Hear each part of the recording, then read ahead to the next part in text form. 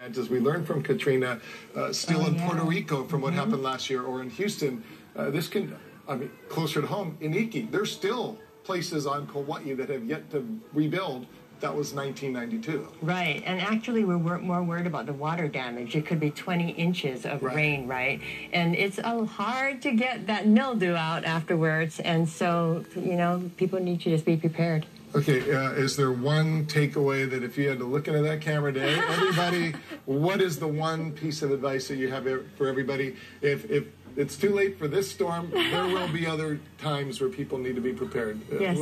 That is true. You should always be prepared. And, a hurricane you get a false sense of complacency because you can see it coming. Mm-hmm. But what about the ballistic missile? Or what about a tsunami and earthquake where you have to get out of your home? You always need to be prepared.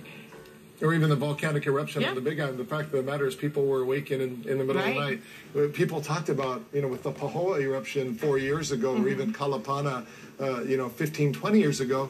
It was the slow-moving, rolling lava that you could see above the ground, and you could say, okay, it's going to be here in a week. Right. With Leilani Estates. And it's just popping up anywhere. In your backyard. Yeah. That's the bottom line, is disaster could pop up at a moment's notice. Right. And it's better to be safe than sorry. All right. Gotcha. Thanks for bringing the props. Thank you. Nice shoes, by the way. All right. Curly Mariyoshi from the American Red Cross, thank you very much.